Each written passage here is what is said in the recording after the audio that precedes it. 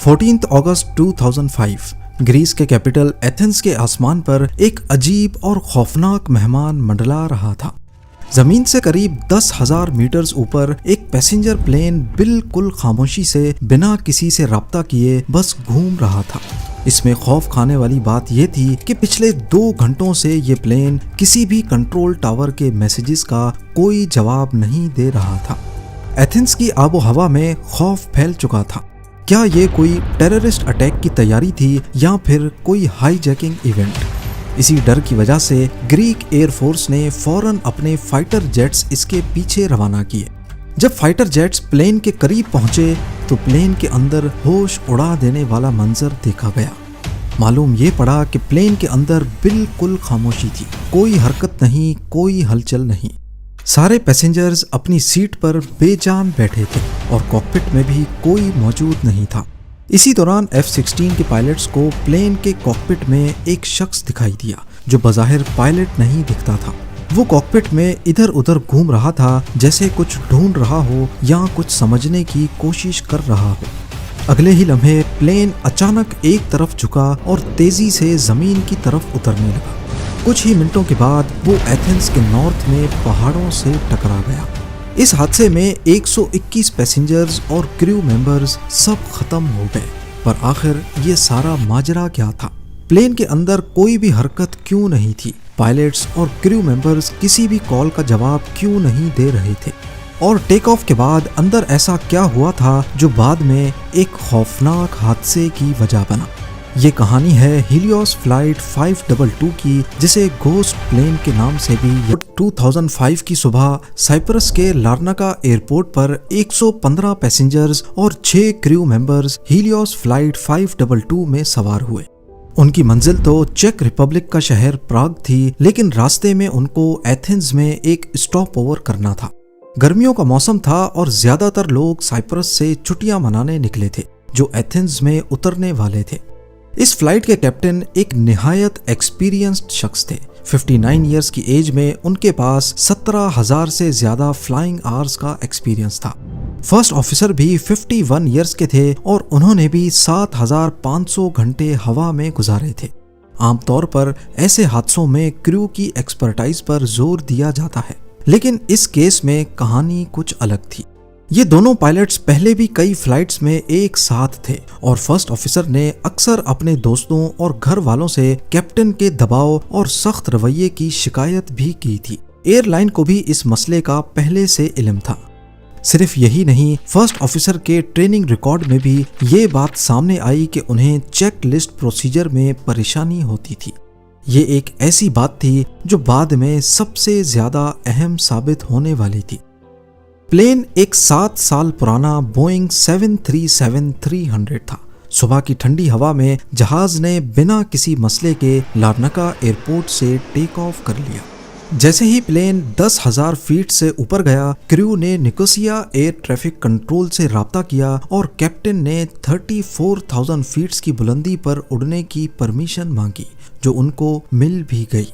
मगर जैसे ही जहाज 12,000 फीट्स के एल्टीट्यूड तक पहुंचा, अचानक कॉकपिट में एक अलार्म बजना शुरू हो गया। ये अलार्म वही था जो अक्सर टेक ऑफ से पहले जमीन पर बजा करता था जब जहाज की टेक ऑफ कॉन्फ़िगरेशन में कोई मसला हो। इसी वजह से दोनों पायलट्स हैरान थे कि वो इसे हवा में क्यों सुन रहे हैं। 90 सेकंड्स के बाद कैप्टन ने अपनी एयरलाइन के ऑपरेशन सेंटर से राब्ता किया और उन्हें टेक ऑफ कॉन्फ़िगरेशन वार्निंग के बारे में बताया। उन्होंने ये भी कहा कि वेंटिलेशन कूलिंग फैन की लाइट्स बंद हैं और मजीद पूछा कि इसके सर्किट ब्रेकर्स कहाँ मौजूद हैं। जमीन पर मौजूद इंजीनियर ने जवाब दिया कि वो लाइट्स तो वैसे भी बंद ही होनी चाहिए और वो सर्किट ब्रेकर कैप्टन की सीट के पीछे मौजूद है। इंजीनियर ने जब कैप्टन से मसले की तस्दीक करने को कहा तो कैप्टन ने कहा कि वो बंद नहीं है।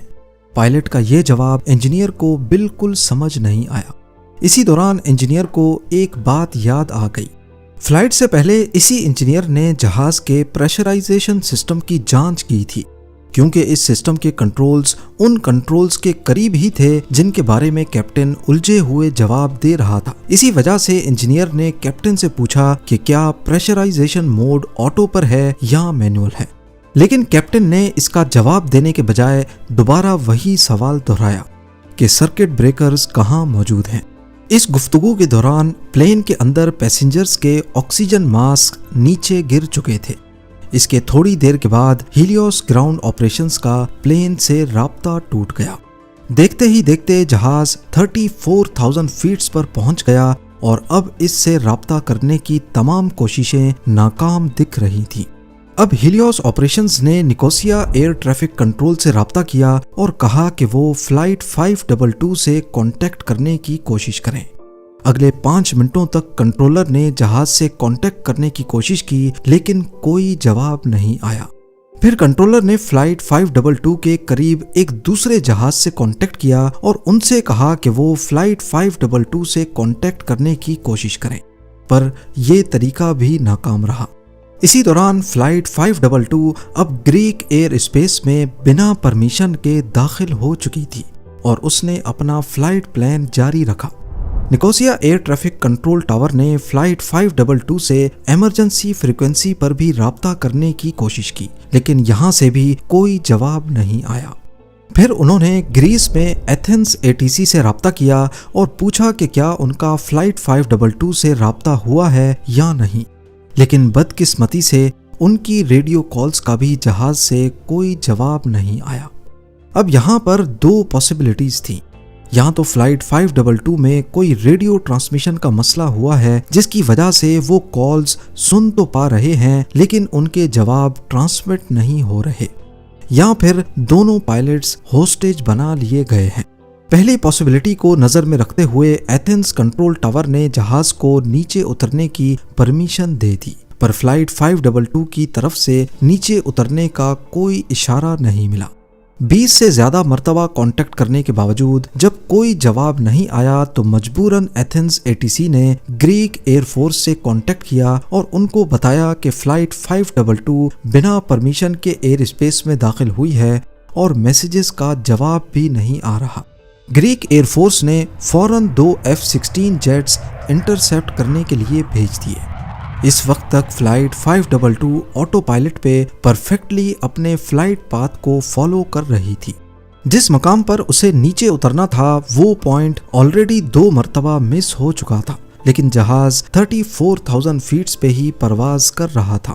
صبح 7:37 AM پر فلائٹ 522 نے ایتھنز ایئرپورٹ کے اوپر ہولڈنگ پیٹرن بنا دیا۔ ہولڈنگ پیٹرن اس پیٹرن کو کہتے ہیں جس میں جہاز ایئرپورٹ کے اوپر ہی گول چکر کاٹ رہا ہوتا ہے اور پرمیشن ملتے ہی وہ لینڈنگ اپروچ بناتا ہے۔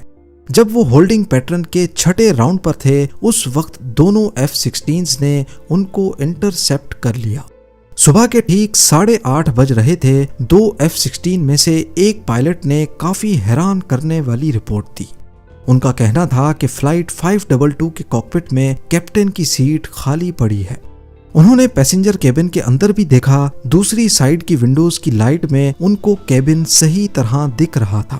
وہاں پیسنجرز بالکل بے حرکت اپنی سیٹ پر بیٹھے تھے جبکہ ان کے چہروں پر آکسیجن ماسک لگے تھے۔ جب جہاز ہولڈنگ پیٹرن کا 10واں راؤنڈ لگا رہا تھا F-16 پائلٹس میں سے ایک نے ایک عجیب منظر دیکھا۔ ایک شخص جس نے ہلکی نیلی شرٹ اور کالی ویسٹ پہنی تھی کاکپٹ میں داخل ہوا اور کیپٹن کی سیٹ پر بیٹھ گیا۔ اس نے ہیڈ فونز پہنے اور اپنے ہاتھ اپنے سامنے والے پینل پر رکھ دیے۔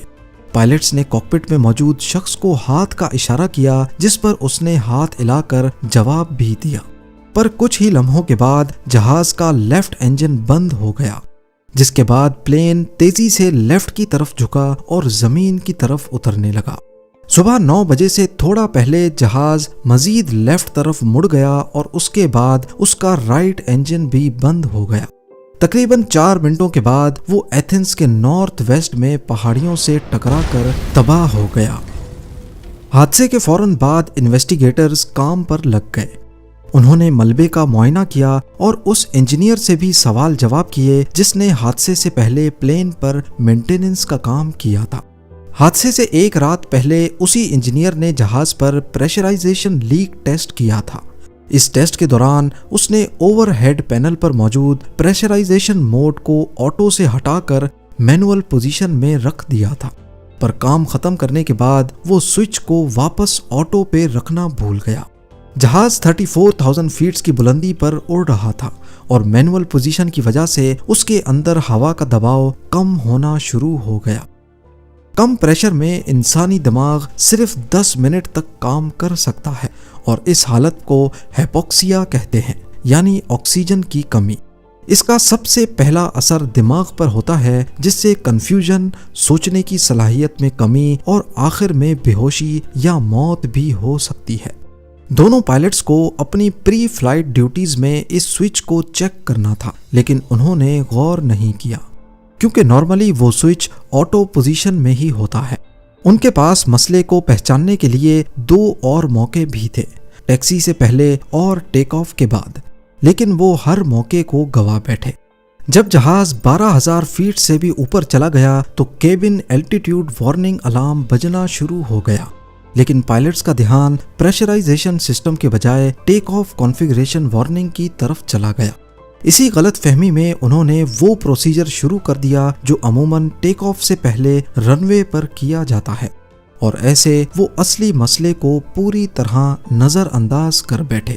اسی دوران جہاز میں آکسیجن ماسک نکل آئے اور پاس آکسی آن کی لائٹ جل پڑی، لیکن ہائپوکسیا کے شروعاتی اثرات کی وجہ سے شاید انہوں نے اس پر بھی دھیان نہیں دیا۔ یہی وہ وقت تھا جب کیپٹن اور فرسٹ آفیسر بے ہوش ہو گئے اور 10 منٹ کی آکسیجن سپلائی ختم ہونے کے بعد پیسنجرز اور کریو بھی اپنے ہوش کھو بیٹھے۔ اب سوال یہ اٹھتا ہے کہ کاکپٹ میں وہ شخص کون تھا جو ان کے بے ہوش ہونے کے 2 گھنٹے کے بعد وہاں پہنچا تھا؟ تحقیقات سے معلوم پڑا کہ وہ فلائٹ اٹینڈنٹ اینڈریاس پرودرامو تھا، جس کے پاس کمرشل پائلٹ لائسنس تھا، لیکن وہ 737 اڑانے کے لیے کوالیفائڈ نہیں تھا۔ کاکپٹ وائس ریکارڈر سے پتا چلا کہ پرودرامو نے انجنز فیل ہونے کے بعد میڈے کالز کرنے کی بھی کوشش کی تھی، لیکن وہ غلطی سے ٹرانسمٹ بٹن دبانا بھول گیا۔ انویسٹیگیشن بورڈ نے یہ تحقیق کی کہ اس کی فلائنگ ایکسپرٹیز اتنی نہیں تھی کہ وہ ایک بوئنگ 737 کو کنٹرول کر سکے، وہ بھی جب فیول ختم ہونے کی وجہ سے انجن فیل ہو گئے ہوں۔ اور اگر وہ کسی طرح جہاز کو لینڈ کروا بھی لیتا، پھر بھی پیسنجرز اور کریو کا زندہ بچنا ناممکن تھا، کیونکہ اتنی دیر تک ہائپوکسیا دماغ میں irreversible ڈیمیجز پیدا کر دیتا ہے۔ انویسٹیگیشن کے دوران جہاز کے ملبے میں سے 4 میں سے 3 پورٹیبل آکسیجن سلنڈرز استعمال شدہ حالت میں ملے۔ اس سے یہ ثابت ہوا کہ پرودرامو اور شاید 2 اور کیبن کریو ممبرز نے ان سلنڈرز کو استعمال کیا تھا، جس کی وجہ سے وہ باقی مسافروں اور پائلٹس کے مقابلے میں زیادہ دیر تک ہوش میں رہے۔ ہیلیوس فلائٹ 522 کے حادثے کے بعد ایوییشن انڈسٹری نے بہت کچھ سیکھا اور کئی نئی SOPs بھی بنائی گئیں، جن میں بوئنگ کو پائلٹس کی ٹریننگ میں اضافہ کرنے اور وارننگز کے فرق کو سمجھنے کی ہدایت دی گئی۔ ان SOPs کو لاگو کرنے کے بعد ہیلیوس فلائٹ 522 جیسا حادثہ آج تک دوبارہ نہیں ہوا۔ امید ہے زیم ٹی وی کی یہ ویڈیو بھی آپ لوگ بھرپور لائک اور شیئر کریں گے۔ آپ لوگوں کے پیار بھرے کامنٹس کا بے حد شکریہ۔ ملتے ہیں اگلی شاندار ویڈیو میں۔